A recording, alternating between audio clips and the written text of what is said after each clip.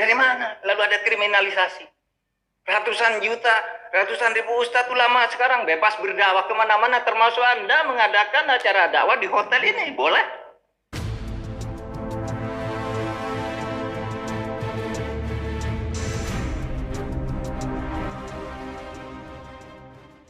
Assalamualaikum warahmatullahi wabarakatuh. Salam Nusantara, salam sejahtera untuk kita semuanya. Salam, Om Swastiastu, Namo Buddhaya, salam kebajikan rahayu. Saudara-saudaraku sebangsa tanah air yang saya cintai, saya banggakan, bertemu lagi dengan saya, Agus Mar, dari lereng Gunung Slamet di Banyumas, Jawa Tengah. Hari ini hari Rabu malam, tanggal 31 Agustus 2022. Saya doakan panjenengan semuanya, kita semua sehat-sehat selalu, berkah selalu. Amin ya rabbal alamin. Sebelum saya lanjutkan, saya ingin mengajak Anda semuanya, kita semuanya untuk menyimak cuplikan dari pidato Pak Mahfud MD. Belum lama ini, terbaru hari ini. Kelihatannya di hadapan para tokoh MUI. Ini penting, terkait dengan isu-isu yang sering dilontarkan oleh kelompok-kelompok garis keras tentang kriminalisasi ulama, tentang anti-Islam, dan lain sebagainya. Kita simak dulu ya cuplikannya. Anda nggak bisa bahasa Arab, mengkampanyekan bahasa Arab, bilang Assalamualaikum aja salah. Coba tuh, dengar tuh, yang punya pot. Assalamualaikum warahmatullahi wabarakatuh, gitu. Di mana ada, Anda mau ngeritik bahasa Arab, orang bilang wabarakatuh saja, salah. Assalamualaikum warahmatullahi wabarakatuh, gitu. Coba dilihat nanti podcast yang tiap hari itu. Saya kira calahnya cuma sekali, tapi semua podcastnya salah. Ada orang bilang, tuh di Indonesia ada Islamofobi. Nggak ada, yang fobi itu rakyat ke rakyat. Kalau negara nggak ada. Saya ingin tahu apakah ada pemerintah membuat kebijakan anti Islam? No.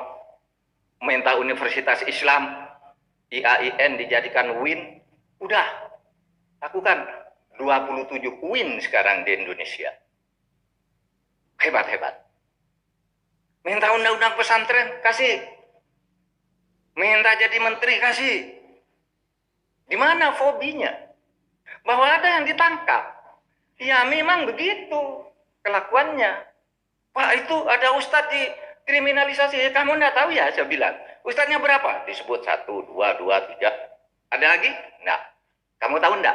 Jumlah ustadz dan ulama di Indonesia ratusan ribu. Hanya 2-3 kiai kamu ribut. Padahal dia terbukti melakukan kriminal.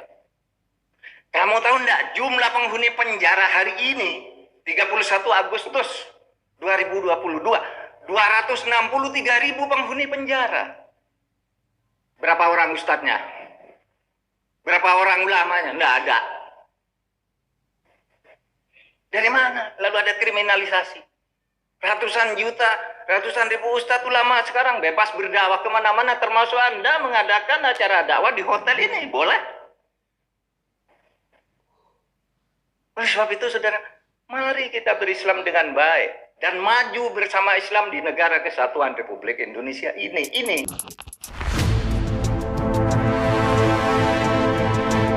Ya, begitu kelakuannya Pak Mahfud MD ya. Iya, kita semua juga sama-sama tahu memang begitu kelakuannya. Nampaknya Pak Mahfud MD sedikit emosi ya. Kita emosi dengan orang-orang yang selama ini sering koar-koar Islamofobia, kriminalisasi ulama, anti-Islam, memerintah kita. Tapi Pak Mahfud MD sudah tahu bahwa kelakuan mereka begitu, mengapa dibiarkan Pak Mahfud MD? Ya, saya mengatakan begini karena Pak Mahfud Menko Polhukam hari ini, yang menteri yang punya otoritas terkait penanganan hal tersebut, setidaknya mengkoordinasikan antar lembaga kementerian terkait yang menangani kelompok-kelompok garis keras, kelompok-kelompok yang suka teriak kafir kafir, Islamofobia, PKA, PKI, musyrik, dan lain sebagainya. Itu mengapa saya sampaikan kenapa dibiarkan Pak Mahfud. Jadi menurut saya mereka memang salah, kurang ajar, merusak Bhinneka Tunggal Ika, merusak kerukunan hidup umat beragama, membuat framing, membuat fitnah, menuduh yang bukan-bukan, memfitnah pemerintah kita, memfitnah presiden kita. memfitnah tokoh-tokoh agama, tokoh politik yang tidak sejalan dengan mereka, kriminalisasi ulama, bilang PKA, PKI, Islamophobia. Mereka memang salah, kurang ajar. Tetapi persoalannya Pak Mahfud, selain mereka bersalah, menurut saya pemerintah juga ikut bersalah, ikut andil bersalah karena membiarkan kelompok ini tetap hidup, tumbuh subur, mengembangkan ajaran ideologinya, pemahaman agamanya yang salah. Sehingga kemudian negara menjadi kacau, terus diwarnai dengan teriakan-teriakan yang tadi disebutkan Pak Mahfud MD sendiri. Jadi bukan mutlak 100% kesalahan pemahaman mereka. Tapi pemerintah juga ikut bersalah karena tidak tegas menangani kelompok ini. Seandainya pemerintah tegas memberikan sanksi hukuman kepada kelompok-kelompok yang terbukti ideologinya membahayakan dengan sejumlah fakta bukti yang ada, Densus 88 pernah mengatakan, Komandan Densus 88 mantan Pak Irjen Ahmad Nur Wahid, hampir seluruh napiter yang dipenjara oleh Densus yang ditahan, ditangkap, semuanya berpaham ideologi Salafi Wahabi Takfiri. Kalau sudah tahu ini berbahaya, mengapa dibiarkan yang lain? Jadi adanya orang-orang kelompok yang selalu bikin gaduh di negara ini, selalu bikin onar, teriak Islamophobia dan tek-tek bengek yang lain. Kita, pemerintah khususnya negara ini yang punya otoritas, juga ikut andil bersalah karena membiarkan mereka tumbuh berkembang di sekitar kita. Jadi kalau saya ibaratkan mereka itu monster, ya. Mereka misalkan binatang buas, ular berbisa, yang memang sangat berbahaya bagi keselamatan jiwa, bisa menggigit. Kita sudah tahu itu, surveinya sudah banyak dilakukan. Kesimpulan-kesimpulan ada, fakta-faktanya ada. Sudah tahu itu. Tetapi dibiarkan hidup berkeliaran di ruang-ruang rumah kita, lingkungan kita. Kalau mereka menggigit, apakah kita hanya menyalahkan ular-ular kurang ngajar keparat ini?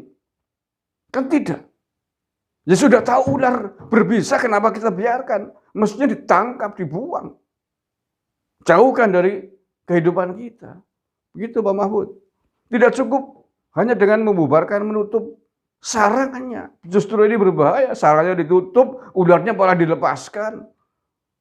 Ya,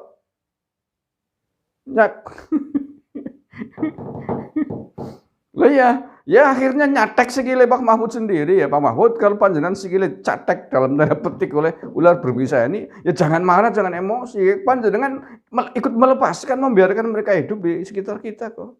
Ini gambarannya aja ya. Kan begitu. Nah, kalau kita tidak ingin digigit oleh ular dumung berbisa ini, ya jangan dibiarkan ular-ular itu berkeliaran hidup di tengah-tengah kita, apalagi dikasih panggung. Dibiarkan berkuar-kuar di televisi nasional, dibiarkan berkuar-kuar di kanal-kanal YouTube, media-media sosial yang lain. Ya tiap hari menyemburkan bisa. Kotor, rusak jagat Indonesia ini selama-lama kalau mereka terus dibiarkan. Karena memang tugas mereka, orang-orang berbisa, ya begitu itu memang. Mereka mengandung bisa memang. Kalau ada tokoh-tokoh bangsa yang mampu menyadarkan mereka, oke lah. Tapi kita itu fakta, survei. Berapa persen kelompok mereka yang berhasil disadarkan? Iya. Coba deh, pernah ada survei nggak Pak Mahfud MD? Program deradikalisasi yang ada di negara ini. Dari sekian banyak jumlah orang terpapar virus Omicron ini, yang sadar kembali ke pangkuan Negara Kesatuan Republik Indonesia, mau mengakui Pancasila, mengakui Undang-Undang Dasar 45, mau mengakui Negara Kesatuan Republik Indonesia, negara yang menjadi tempat tinggalnya bukan negara tauhid, berapa gelintir orang? Itu kan mestinya menjadi pijakan. Bahwa deradikalisasi, penyadaran terhadap orang-orang yang sudah terpapar virus Omicron, virus radikal Khawarij Takfiri ini sangat sulit. Maka solusinya adalah menurut saya harus setingkat lebih tegas lagi. Apa itu? penjarakan, tangkap, lempar ke Nusa Kambangan, dari letak buaya di sana. Terima kasih. Assalamualaikum warahmatullahi wabarakatuh. NKRI, harga mati.